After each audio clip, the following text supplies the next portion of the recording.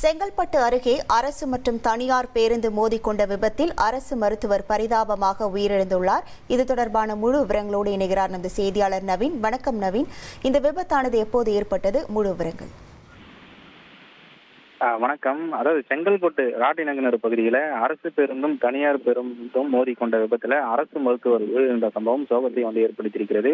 அதாவது செங்கல்பட்டு மாவட்டம் கல்பாக்கத்திலிருந்து 30க்கும் மேற்பட்ட பயணிகளை ஏற்றுக்கொண்டு அரசு பேருந்து ஒன்று செங்கல்பட்டு நோக்கி வந்து கொண்டிருந்தது. இந்த பேருந்து ராட்டிநகர் மேம்பாலத்தில் வந்து கொண்டிருந்த போது அரசு பேருந்தின் பிரேக் பிடிக்காததால் தறிக்கெட்டு இந்த அரசு பேருந்து ஓடி வந்தது. அப்போது சாலையை கடக்க முன்ற செங்கல்பட்டிலிருந்து தனியார் சாலவாக்கம் நோக்கி சென்று கொண்டிருந்த தனியார் பேருந்தின் மீது மோதி விபத்துக்குள்ளானதுல இந்த விபத்துல 10க்கும் மேற்பட்ட பயணிகள் படுகாயமடைந்தனர். தொடர்ந்து அரசு பேருந்து கரிகட்டு ஓடி சாலை ஓரமாக நின்றிருந்த அரசு மருத்துவர் மணிக்குமாரின் மீது மோதிய விபத்துக்குள்ளானது.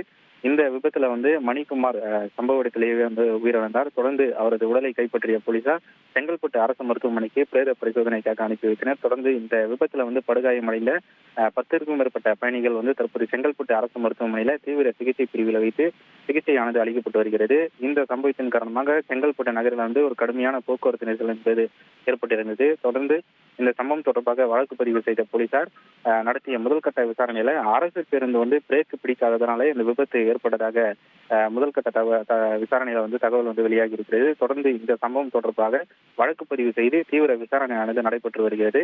உயிரிழந்த அரசு மருத்துவரின் உடல் செங்கல்பட்டு அரசு மருத்துவமனையின் பிணவரையில வைக்கப்பட்டிருக்கக்கூடிய சூழ்நிலை தற்போது சுகாதாரத்துறை அமைச்சர் மா சுப்பிரமணியன் இந்த மருத்துவரின் உடலுக்கு அஞ்சலி செலுத்திவிட்டு அதே போல விபத்தில் படுகாயமடைந்த நபர்களை சந்தித்து ஆறுதல் தெரிவித்தார். தொடர்ந்து இந்த அரசு மருத்துவரின் உடல் பிரேத பரிசோதனை முடிந்து அவர்களுடைய உறவினர்களும் ஒப்படைக்கும் பணிகள் நடைபெற்று வருகிறது.